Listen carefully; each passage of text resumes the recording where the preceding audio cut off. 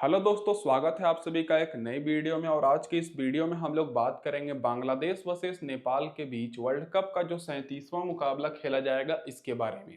तो दोस्तों, एक तरफ है बांग्लादेश की टीम जो कि लगभग क्वालिफाई कर चुकी है और अगर इस मुकाबले में जीतती है तो कंफर्म क्वालिफाई हो जाएगी। और दूसरी तरफ है दोस्तों नेपाल की टीम जो कि पिछला मुकाबला 1 रन से हार कर आई है और अगर नहीं हारती तो इनका क्वालिफिकेशन का चांसेस बना रहता। फिलहाल दोस्तों नेपाल की टीम एलिमिनेट हो चुकी है।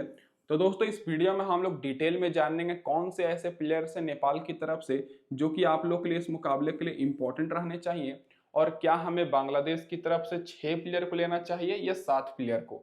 तो और दोस्तों इससे भी इंपॉर्टेंट जानेंगे कौन से प्लेयर को आपको कैप्टन और वाइस कैप्टन बनाना चाहिए स्मॉल लीग और ग्रैंड लीग की टीम में।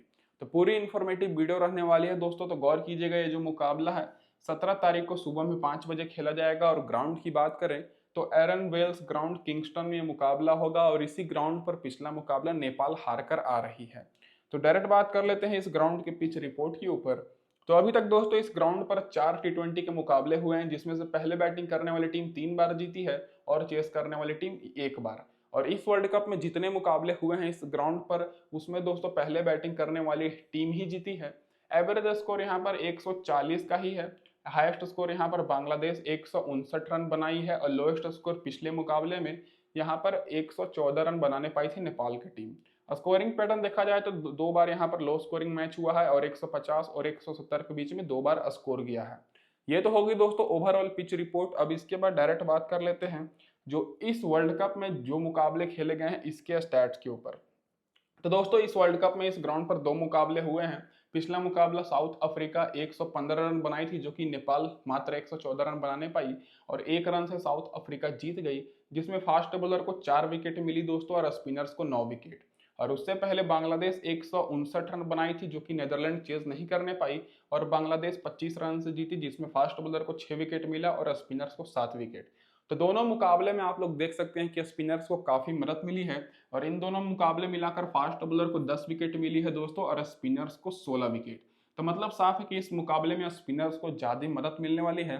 फर्स्ट इनिंग में दोस्तों फास्ट बॉलर को मिली है 5 विकेट और स्पिनर्स को 7 विकेट, और सेकंड इनिंग में फास्ट बॉलर को मिली है 5 विकेट और स्पिनर्स को 9 विकेट। तो दोस्तों फर्स्ट इनिंग हो या सेकंड इनिंग, स्पिनर्स को इस ग्राउंड पर दोस्तों ज्यादा मदद मिल रही है। ये तो हो गई दोस्तों पिच रिपोर्ट। अब इसके बाद हेड टू हेड रिकॉर्ड्स की बात कर रहे थे। दोनों टीम्स के बीच मात्र एक मुकाबला हुआ है T20 में, जो कि दोस्तों बांग्लादेश जीती है बहुत साल पहले। रिसेंट फॉर्म बांग्लादेश का ठीक ठाक है। पिछले 3 में से दोस्तों 2 मुकाबला जीते हैं और बहुत ही अच्छे फॉर्म में है। और नेपाल का दोस्तों रिसेंट फॉर्म बहुत ही खराब है। अभी तक दोस्तों इनका खाता ही नहीं खुला है वर्ल्ड कप में। तीनों का तीनों मुकाबला हारे हैं और एक मुकाबला इनका रद्द हो गया है। अब इसके बाद दोस्तों ये तो होगी हेड टू हेड रिकॉर्ड्स। अब डायरेक्ट बात कर लेते हैं आगे बढ़ने से पहले कि जो लोग भी हमारे टेलीग्राम चैनल पर दोस्तों ज्वाइन नहीं किए हैं फटाफट से ज्वाइन कर लीजिए। यहाँ पर आपको बिल्कुल फ्री में टीम्स मिलेगी दोस्तों टॉस के बाद। तो लिंक मैंने डिस्क्रिप्शन में दिया है, सभी लोग जाकर जल्द से जल्द ज्वाइन कर लीजिए। और मैं अपने भाइयों से बस यही बोलना चाहूंगा कि चैनल पर पहली बार आए हैं तो सब्सक्राइब जरूर कर दीजिएगा, ताकि आगे के सारे अपडेट्स आपको सबसे पहले मिले। और दोस्तों नोटिफिकेशन बेल को भी जरूर ऑन करके रखिएगा। ये तो होगी दोस्तों अब यहाँ पर। अब इसके बाद डायरेक्ट बात कर लेते हैं यहाँ क्या रहेगी दोस्तों बांग्लादेश टीम की प्लेइंग 11।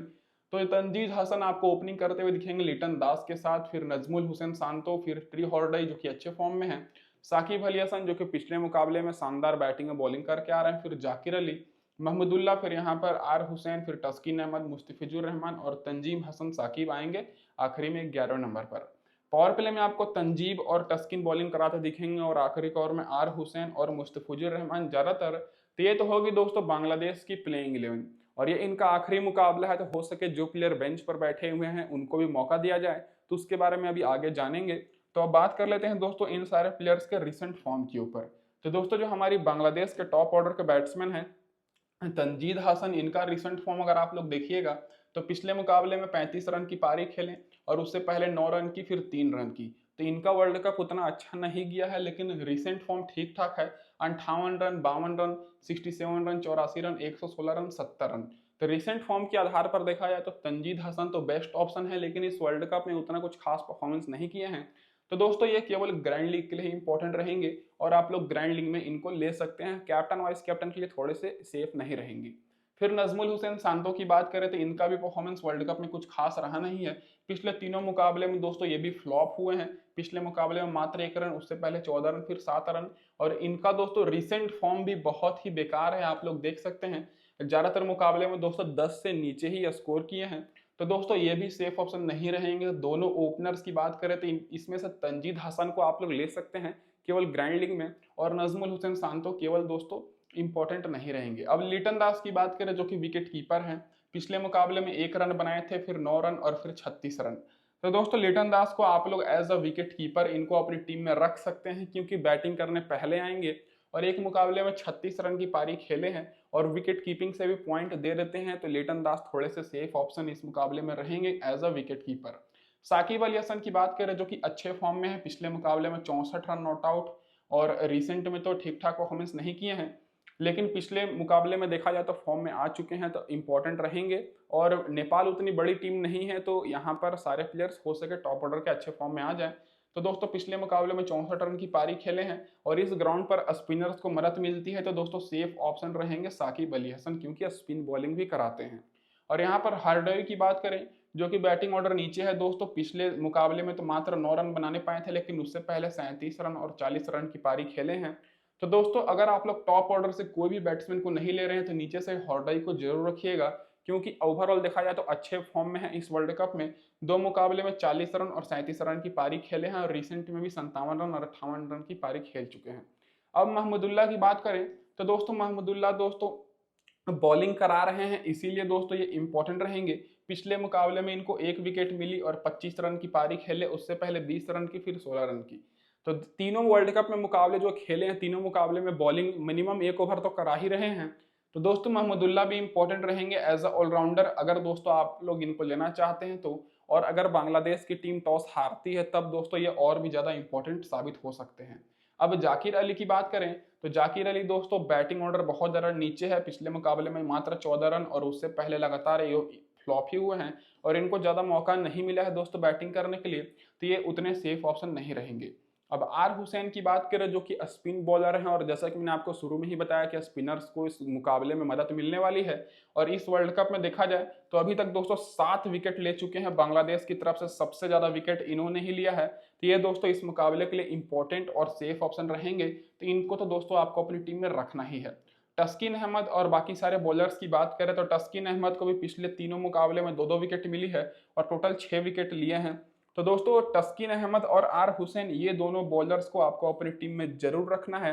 अब मुस्तफिजुर रहमान और यहाँ पर तंजीब हसन साकिब की बात करें तो इन दोनों में से देखा जाए तो परफॉर्मेंस यहाँ पर तंजीब हसन साकिब का अच्छा है, पिछले 4 मुकाबले में 5 विकेट मिली है और मुस्तफिजुर रहमान को पिछले मुकाबले में 1 विकेट और उससे पहले 0 विकेट। लेकिन रिसेंट फॉर्म देखा जाए तो मुस्तफिजुर रहमान का अच्छा है। तो दोस्तों चारों बॉलर ठीक ठाक फॉर्म में है, खास करके दोस्तों आर हुसैन और तस्किन अहमद और नीचे से टी हसन साकिब। मुस्तफिजुर रहमान इस वर्ल्ड कप में अच्छे फॉर्म में तो है, लेकिन बाकी सारे बॉलर से कंपेयर किया जाए तो कम विकेट लिए हैं। लेकिन नेपाल की टीम है दोस्तों, तो यहाँ पर इनको विकेट मिल सकता है। तो चारों बॉलर्स को आप लोग अपनी टीम में रख सकते हैं अगर बांग्लादेश की टीम टॉस जीतती है तो, नहीं तो मिनिमम 3 को तो आपको लेकर चलना है। अब इसके बाद यहाँ पर बात कर ले जो प्लेयर बेंच पर बैठे हुए हैं इनमें से भी खेल सकते हैं, जैसे सौम्य सरकार हो गए दोस्तों, इनको मौका मिल सकता है, मेहदी हसन को भी मौका मिल सकता है। तो इन सारे प्लेयर्स का रिकॉर्ड मैंने लिख रखा है, आप लोग देख सकते हैं। अब इसके बाद डायरेक्ट बात कर लेते हैं यहाँ पर कि क्या रहेगी नेपाल की प्लेइंग 11 इस मुकाबले में।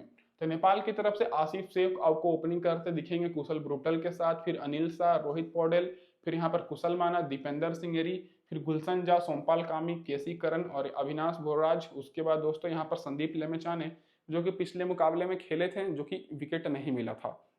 पावर प्ले में केसी करन और सोमपाल कामी बॉलिंग कराएंगे और आखिरी ओवर में ए भोराज और गुलशन झा। ये तो होगी दोस्तों नेपाल की प्लेइंग 11।